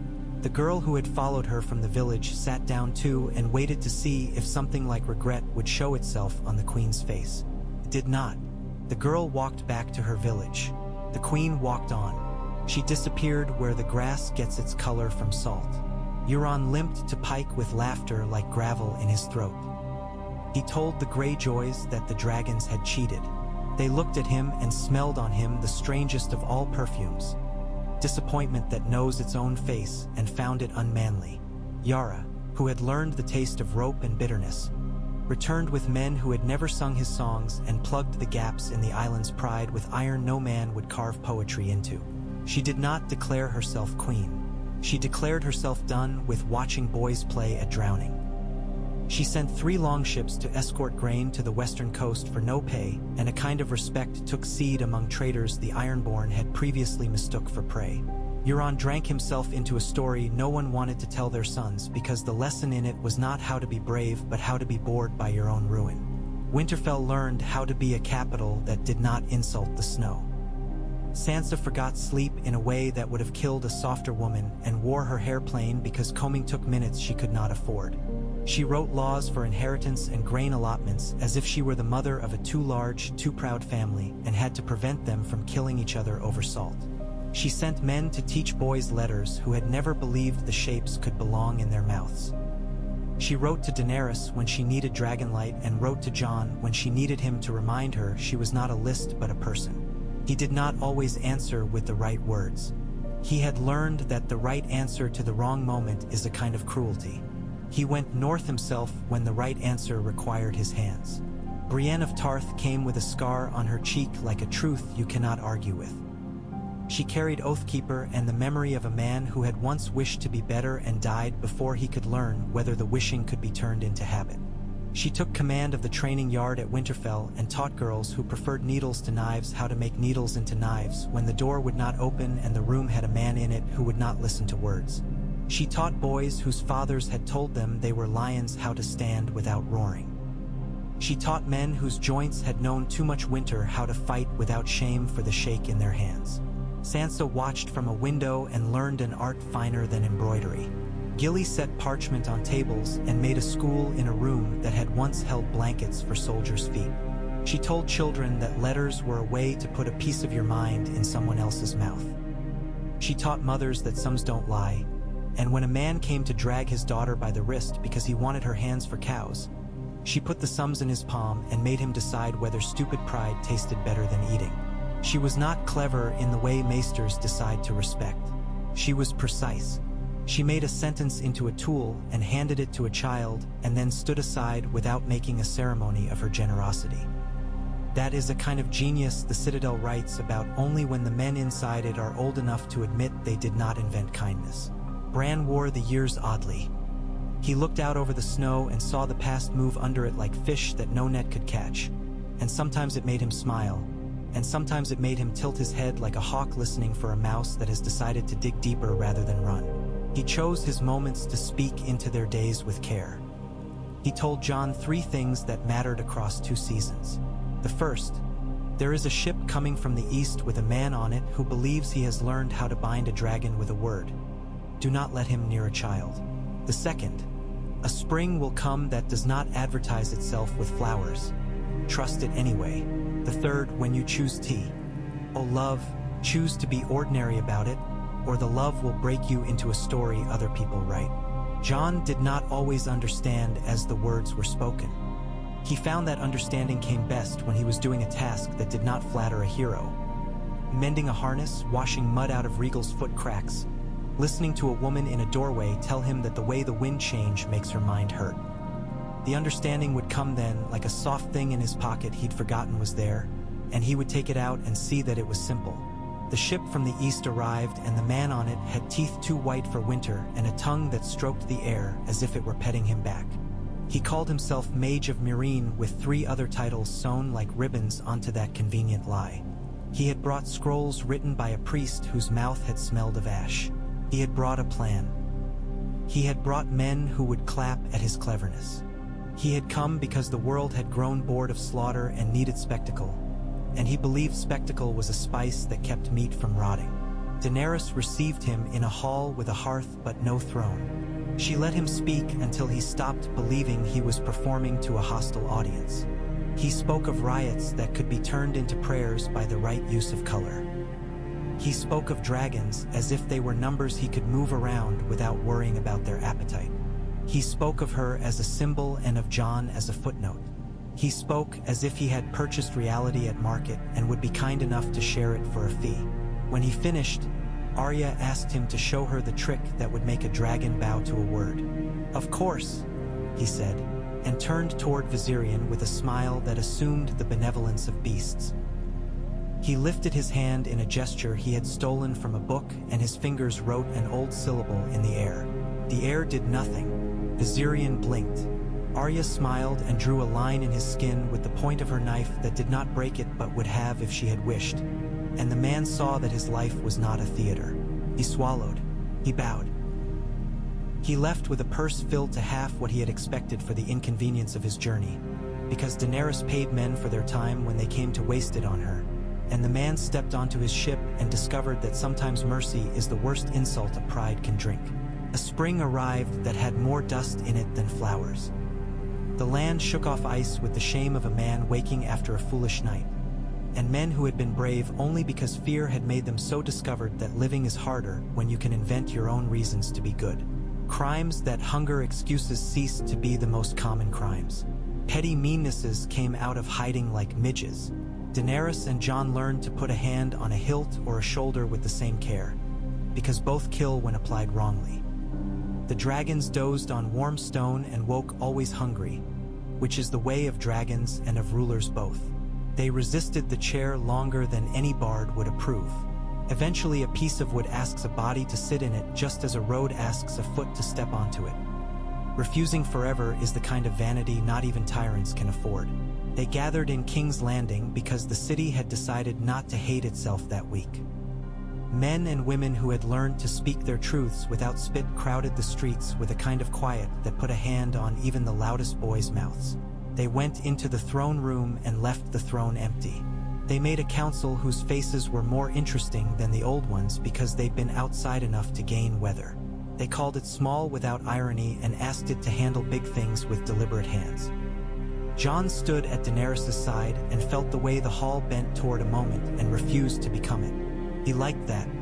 He liked a hall that would not degrade itself into a ceremony until the work asked. Varys had once spoken to him about whispers the way a librarian speaks of books, tender and proprietary. Now there were fewer whispers that mattered and more conversations that did, and the people in the hall reflected that. Missandei sat with a ledger. Davos stood with his hands open because he had nothing to hide and would have been embarrassed if he had. Tyrion had wine he did not drink and a smile he did not wear. Sansa came south and stood not near, not far, exactly where her land could see her. Arya climbed into a high place that the guards had not noticed could be climbed and watched from there with the pleasure of a cat finding the shelf with the warm plate. Daenerys spoke. She spoke without the thunder a hall like that asks from men. She spoke like a woman who knows that in a kitchen a calm voice can make men lift a cauldron and not spill the soup. She said, "We are not making an empire. We are mending a house. We will not set a table you cannot afford to sit at. We will not demand your sons for our armies unless you ask us to protect a road and agree to pay in the way we agree in daylight. We will not burn cities. We will burn ropes that bind you to ugly debts. We will make the dragons into a service, and if a rider disobeys those rules, rider, dragon, and queen will answer for it with a punishment a farmer can understand." She said, "I will sit if you ask me to, but do not believe chairs make better bread than hands." She said, "If I fail, throw me down." She smiled as she said the last, and it was not bravado. It was a woman relieving a room of the burden of pretending she did not know she was mortal. Jon spoke little. When he did, he spoke north. He said, "The winter did not kill us because we did not expect it to be kind. Do not expect summer to be kind either." He said, "I am the son of a man whose honor got him killed and the son of a woman who could not refuse love even when it asked her face to bear a scar." He said, "I have died once and it did not teach me to fear dying. Taught me to fear waste." He did not say the word king. He said the word steward 3 times, and a few men who had come to hoot found their throats would not shape the sound. The hall breathed with people instead of the idea of people. It was enough. They did not hold a coronation. They held a meal. The food was not good. It was plentiful. Plentiful tastes better than good in halls that remember hunger. The dragons lay on the roof and snored, and the dust fell in fat lazy motes into wine. And a boy at a table near the back used his cup to catch one and then drank it and declared it made the wine better. The hall laughed. Laughter in halls that have known terror has a taste men learn to crave. Daenerys left early, which is the habit of women who know a party will eat them for dessert if they let it. Jon left with her after he listened long enough to find the one table where a fight would have started if his face had not been present. He did not speak to stop it. He stood. The men saw him and decided drinking more was not the correct choice. He liked changing a room with his silence more than with a speech. He had learned that from the wall and from Ghost. They slept a few hours. They woke to the noise a city makes when it realizes its mornings have changed. A bell struck not to call men to arms or prayer, but to time the opening of a market. It sounded ordinary. Jon lay listening and felt the heavy pleasure of an ordinary bell. He had stood in halls where everything was symbols. Symbols kill men and make them sing about it afterward. Bells that time bread keep boys alive long enough to learn a trade. Work multiplied. Work divides nicely if you have men willing to take their halves without arguing. Dany and Jon learned to argue quietly and well. They learned how to give each other the dignity of being wrong without turning it into sport. They learned to ask Arya to do the things that could not be given to officers. The sudden knife in a bad bargain, the long looking into a house that smelled wrong. They learned to trust Tyrion with numbers and with insults to be delivered to men who could not hear them from a woman without bleeding. They learned to hand Sansa letters that required Winter's Edge and Summer's Mercy to sit inside the same sentence without hissing. They went to sea because the Western Change brand had spoken of arrive like a cloud that looks like one thing from shore and another once you're in it. The ship that came was low and long and rowed by men whose backs had learned a rhythm not of chains but of stubborn honor. They flew out to meet it because the ship had no flag and because Jon believed that danger breeds in places where no one bothers to make themselves visible. They found men whose cheekbones looked carved with wind and old cold, and a woman standing at the prow with hair like iron filings and a face like a blade handle worn smooth by use. She said the name of an island no one on Jon's maps had written for 300 years. She said, "We stayed where the world asked us to. We did not need kings. We farmed rocks and patience. Winter pushed us until the sea made a shape out of our hunger. We left. We come to ask whether land is still a thing men can share." Daenerys tilted her head, pleased the way she was pleased when a boy showed her a trick with bellows that kept sparks where he wanted them. "Land is stubborn," she said. "But yes." They took the woman into councils and learned that the West had learned its own way to be honorable. Never cry out when you can endure. Never steal when you can outweight. Never brag when you can lay a stone and say nothing. The woman's men learned that dragons were not gods. They were livestock with opinions. They learned to shape nets that would not catch a dragon's paws. They taught, in return, a way to read cloud that made Arya blink and smile, as if someone had given her a knife in a shape she hadn't known she needed. The map grew fatter. The work did too. But work that is shared breaks its teeth on the people who would devour it. Troubles came, because trouble is what happens when men are not disciplined by suffering anymore and must learn to discipline themselves with decency. A lord in the Reach discovered that his house did not like sending grain to city mouths it could not smell. He slowed his wagons. He liked the feeling. He stopped them for a day and found his servants did not stop bowing, and it gave him the prickling pleasure of being able to move his hand and see the world change. Daenerys sent no dragon. She sent Tyrion and Davos and a farmer with a ledger whose numbers could shame a river for forgetting how wide it is. They showed the Lord what the city had sent his people that winter. Seed that did not rot, fish oil that did not smell like old cruelty, midwives who saved boys who would have died with their mothers. They showed him a boy with both ears who had been born without the night whale because a woman had not been cold. They left him with a number and a choice. He sent the grain. He learned that obedience that is not bought with fear tastes better. He did not speak of it at feasts. He ordered another cask opened and pretended that was what made the meat taste richer. A Sellsword company came over the Boneway with a captain whose hair had been made yellow by more sun than this land sees, and whose smile was the kind a man buys as armor against thought. They offered loyalty. They offered brutality packaged neatly so a queen could pretend innocence by signing a letter. They offered a price that looked smaller than the thing it bought. Daenerys waved them away with the courtesy of a woman saying no to a dish she knew would make her sick. The captain returned at night and tried to set fire to a granary. He discovered that fire is a more honest servant than men like him. Drogon burned the Sellsword's banners without touching their throats, and the men who had assumed they were going to leave ashes behind discovered instead that they had left a smell not even dogs enjoy. They left the Boneway with their mouths set the way men set them when they know they should be grateful they haven't been turned into cairns. Jon returned to the wall because he needed to, not because a story asked him to. He flew low over ground that had made his feet into a man's.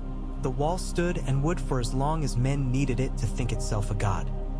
He set Rhaegal down in the yard at Castle Black where the wind will always find a way to slip knives into sleeves. And he stood where a boy had stood and watched the world learn to be bigger than him. The brothers who remained wore black the way a man wears a memory. They were fewer and their jokes had gentled. They asked him to eat and he did, with the appetite of a man who can delight in thin stew if the spoon is wooden and warm from a dozen other hands. He slept on a pallet that had never learned luxury and woke with bones that reminded him of his age like old friends who won't lie even to be kind. He went beyond the wall with Tormund when the day was gray and the air carried a taste like dry iron. The free folk had made villages that moved the way a thought moves. They had a way of being that did not refer to maps. He saw a woman whose hair had been braided with bones teaching a boy to throw a net into a stream in a pattern Bran would have recognized from dreams of long ago small groups. He saw a man with a face like rock hand his last bread to a stranger and refuse thanks. He saw how joy looks when men do not freight it with plans. The wall did not mind. It had learned that its only job now was to be a line you could measure other lines against. He put his palm to it and felt nothing except age. He liked that. On the way south again, he dreamed of Ned not as a lord but as a pair of hands washing a boy's hair in a basin by firelight and telling the boy what honor costs. He woke with the sun hitting the field like new coin and said the word father into the wind and felt no sting, only the way a cut becomes a scar you would not trade for the healed skin you had before. When they reached King's Landing, Work waited wearing another mask. A plague had come. The small, ugly kind that kills in alleys and in kitchens and never earns a chronicler's poem. It began in a tannery and spread along the places where water runs badly. The old story would have used it as a sign sent by gods insulted by mercy. The new story used it as a reason to practice being decent with speed. Missandei wrote instructions so clear a drunk could follow them and went into neighborhoods with buckets and soap and authority. The High Septon sat knee-deep in water with boys who had not been taught to expect priests to get their skirts wet. Davos organized the lines and prevented men from believing the bully's lie that taking your turn is not masculine. Arya took a list of names of men who tried to sell rotten bread and replaced it with a list of broken fingers that matched the number of loaves they tried to cheat. Daenerys walked through the worst of it with her hair tied up and a kerchief over her mouth and did what queens do best when they have learned how to be girls who worked. She handed a cup, wiped a brow, held a mother while a child's fever burned itself into the past. She did it with no heralds. Men saw and told, which is the only engine worth trusting. When it passed, they did not sing. They cleaned. They stacked the dead and tried to remember they had been specific people, not a number to frighten children. The bells rang again, the ordinary bells, and the city went back to something better than before because now it had a memory of itself being useful. News arrived with a west wind that carried salt and story. The girl from Braavos Bran had mentioned came with eyes like still water and a name no one asked, because some names are coats a person will only take off when they feel they can rest. She had been sent to empty a purse with a knife where a pen would have done, and on the way she had learned she preferred the pen. She had watched Arya leap from a roof with a dragon's shadow for company, and had felt something in herself lean towards staying alive as if it were a choice that could be made without apology. She came to Arya and held out a coin and a story and asked a question without moving her mouth. Arya did not take the coin. She said, "If you want to be no one, there are better places to die than here. If you want to be someone, make a list of what kind and then choose a chair that makes it possible." The girl blinked once slowly. She put the coin away. Viserion bent his head and breathed softly, and the girl put her palm to the warm leather of his jaw, the way a person touches a door that has just opened to a room they hadn't believed existed in their house. Time does not become kind because a story has decided it should. It softened its gait for a while. Men forgot to fear their breakfasts. Women forgot to listen for soldiers' boots, and when they remembered, the remembering did not make their bones ache. There were fights. There were taxes. There was a winter that refused to leave a valley until the third week of a month the calendars call spring. There was a harvest so fat the boys threw apples at each other and broke a few windows. There was a wedding in the square where a king had once burned a man for being in the way of his boredom, and the bride's laugh made 5 old men rub their eyes. There were dragons who aged into themselves and learned to trust the hand that told them no fire here as readily as the hand that told them yes. There was the business of rule, which is mostly refusing to be bored by the low music of other people's needs. Jon and Daenerys grew older the way good tools do. The edges still sharp, the wood richer from the oil of hands. They found a way to be ordinary about love in days that insisted on making them the subject of songs. They made a habit of walking without guard for 3 streets in any city where the day did not smell like knives. They made a habit of stopping when a child asked a question and of never letting their mouths practice answers that hadn't been earned. They built a house on Dragonstone that was not a palace. It had a kitchen that worked and a long bench where wet men could sit and eat with their boots on. They slept sometimes with windows open and the sea's footering breath making the curtains ghost. They disagreed with privacy and without cruelty. They learned that apology said too often is an insult. They learned to say it exactly when needed and never for the purpose of making themselves saints. Arya did not learn to sit. She learned to leave rooms before she wanted to scream and to come back when her lungs had remembered her body was not a trap. She rode Viserion along the spines of storms and into quiet valleys and found in herself a gentleness for small things that had been waiting like a seed in cold. She did not marry or promise to. She did not promise not to either. She loved in ways that did not ask other people to betray themselves to feel worthy. She became the threat mothers used to make boys do their chores and the whisper girls used to remind each other that the world could be frightened into decency. She grew lines at the corners of her mouth from laughing at things no court would have understood. She came to Winterfell when the snow wanted her, and Sansa would lean her head against Arya's shoulder and doze like a woman who has learned that sleep is a discipline and a gift. Tyrion wrote a book. He did not call it a history. He called it an account book, and the first line read, "Here is what kindness costs." He put in columns for grain and for replacement door hinges and for men paid to dig shitholes in the right place so the city would never again teach itself the lesson about water it insists on forgetting. He put in the price of ravens and of wax and of soap. He put in the price of wine and did not lower it out of pride. He put in the line item for songs and made it larger than prudence would allow, because he had learned that men who are not sung about become greedy for worse things. He included, at the end, a page with no numbers and the sentence, "This is the part we can't count. Be generous with your guesses." The Iron Bank balanced its books and bravos and congratulated itself on staying alive long enough to see another fashion pass. The Citadel added a wing grudgingly and filled it with women who had taught themselves to read at 30 and who had hands that smelled of soap and work. The Faith's quiet man rang his bell every evening. Yara died at home with 4 nephews at her feet and the sea speaking a rough poem audible to no one else. Gendry made a sword that did not chip when a dragon's tooth kissed it and gave it away for free and felt richer than he had with any coin a lord had pretended not to be counting. They had a child or they did not. The world will tell the story it enjoys more when the wine is hot.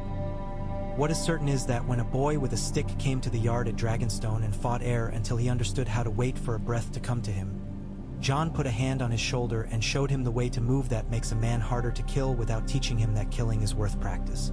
What is certain is that Daenerys taught a girl how to put her palm flat on warm hide and tell a creature bigger than her house the difference between command and respect. What is certain is that the dragons' heads lifted when those children laughed in a way they did not lift when Lord's sons shouted. Years are a trick men play on themselves to give the world a spine on which to wrap their days. They wrapped enough to make hair gray and knees honest. In a winter that wasn't as cruel as the last, the 3 Dragonriders stood again on Dragonstone's ramparts. The wind spoke the old language. The sea did not pretend to be kinder. Rhaegal's breath smoked in the cold like a tired baker's. Drogon's scales had deepened to a black that ate starlight. Viserion's jaw had a scar where a bolt had once tried to right his end and had failed. Ghost, older and whiter and still himself, pressed his head into Jon's hand and sighed. There was no trumpet. There never had been when the world had actually changed. There was only a quiet that had learned how to trust itself. There were ships not far off with sails dyed with herbs instead of tyranny. There were fields where dragon-warmed earth had become ordinary again because men had learned to harvest without singing too loudly about it. There were boys who did not expect to die for a rhyme and men who did not expect to earn glory by accident. Tomorrow, Daenerys said, because mornings had become their habit. Tomorrow, Jon said, because habits are how men build anything that lasts. Go on, Arya called from the parapet above them. Race you to the horizon. They laughed, all 3, old and not. The dragons moved like ideas waking in a city that had finally decided to be kind to itself. They were not angels, not devils, not gods. They were exactly what they were, and the people on their backs had learned to make that enough. They rose. The wind took them into its rough arms and kissed their cheeks with salt. The island watched, proud and as old as men know how to say the word home. They went where fires were small and needed tending, where ropes needed burning, where the price of bread needed counting with honesty and care. They went to the middle of things, which is where all endings live if you look at them with a farmer's eye. And the world, which remembers shapes more than speeches, remembered the shape of 3 shadows sliding over a field, and how the crop beneath them neither burned nor bowed too low, and how men straightened afterward and went back to the work that keeps kingdoms from inventing new wars just to feel alive.